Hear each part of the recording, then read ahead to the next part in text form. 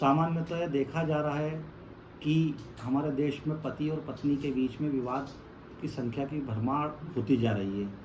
कुटुंब न्यायालयों में प्रायः देखने में आया है कि पति पत्नी के वैचारिक मतभेद जो है वो धीरे धीरे बड़ा रूप लेने लगते हैं और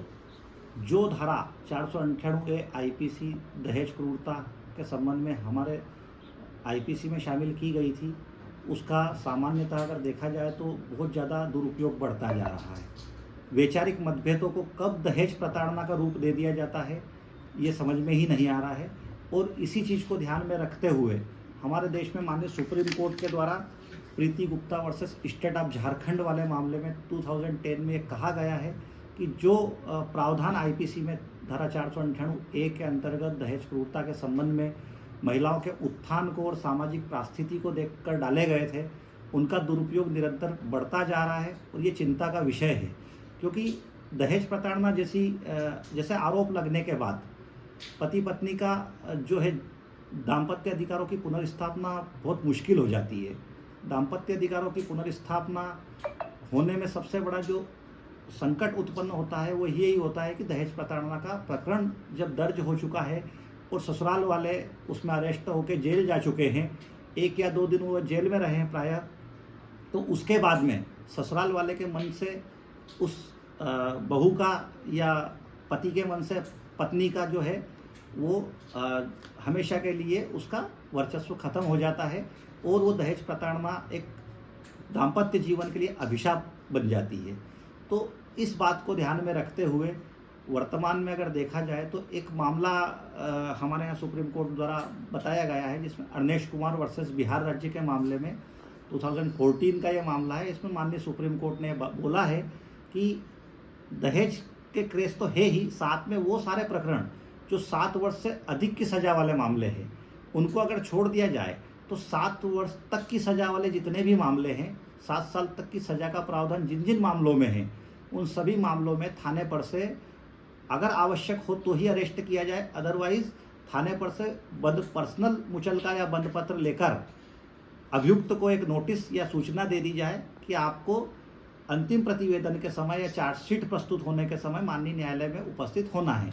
तो अनावश्यक गिरफ्तारी से बचाने के लिए अर्नेश कुमार बिहार राज्य का मामला अभी जो वर्तमान में दिया गया है और उसमें वृहद डायरेक्शन दिए गए हैं। तो दहेज प्रताड़ना से बचने के लिए या दहेज क्रूरता जैसे अभिशाप से बचने के लिए जो है निश्चित रूप से हमारा माननीय उच्चतम न्यायालय और उच्च न्यायालय भी प्रयासरत है।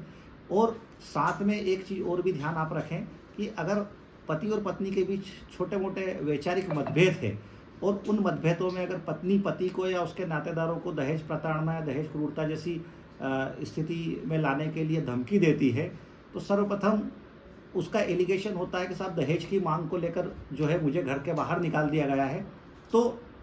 ऐसी स्थिति में घर के बाहर निकालने की जो प्ली लेती है उससे बचने के लिए आप सबसे पहले पति की ओर से दाम्पत्य अधिकारों की पुनर्स्थापना का एक सूचना पत्र अपने अभिभाषक के माध्यम से पत्नी को भेजा जाना चाहिए और तत्पश्चात धारा 9 हिंदू विवाह अधिनियम 1955 के अंतर्गत दाम्पत्य अधिकारों की पुनर्स्थापना के लिए माननीय कुटुंब न्यायालय में एक दावा प्रस्तुत करना चाहिए और बोलना चाहिए कि साहब मेरी पत्नी जो है बिना किसी युक्तियुक्त कारण के मुझे छोड़कर चली गई है,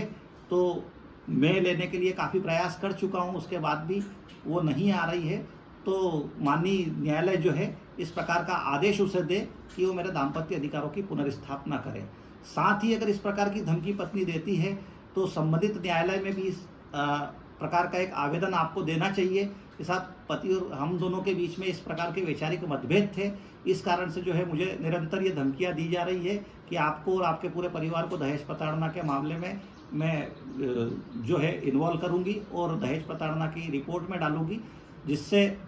क्या होगा कि कल से अगर इस प्रकार का कोई मामला आता है संबंधित थाने पर तो सर्वप्रथम पति को सूचना दी जाएगी और उसका आवेदन पूर्व में रहेगा, तो उस आवेदन में ये प्ली लेना चाहिए कि इस प्रकार की अगर झूठी रिपोर्ट मेरे अगेंस्ट आती है या हमारे परिवार के अगेंस्ट आती है तो प्लीज़ मुझे बुलाकर जो है यहाँ पे मामला निपटाया जाना चाहिए। महिला थानों पर भी इस प्रकार से जो है आपको एक आवेदन पूर्व में देना चाहिए। तो ये छोटा सा वीडियो मैंने जो है आज की स्थिति को देखते हुए बनाया है क्योंकि मेरे द्वारा देखा जा रहा है कि निरंतर न्यायालयों में 498A आईपीसी के दहेज प्रताड़ना के प्रकरण बढ़ रहे हैं, और उसमें देखा जाता है तो एक्चुअल जो 498A के कंटेंट है वो तो होते ही नहीं है। छोटी छोटी बातों पर वैचारिक मतभेद जो है वो एक अनावश्यक सलाह के परिणाम स्वरूप जो है दहेज प्रताड़ना में कब तब्दील हो जाते हैं, ये एक हमारे लिए और समाज के लिए बहुत ही शर्मिंदगी का विषय है। तो आप लोग भी जो भी मेरे इस वीडियो को देखें वो सब लोग थोड़ा सा इसकी ओर ध्यान दें, गौर करें और समाज को इस बुराई से, इस अभिशाप से बचाने का प्रयास करें। जय हिंद, जय भारत।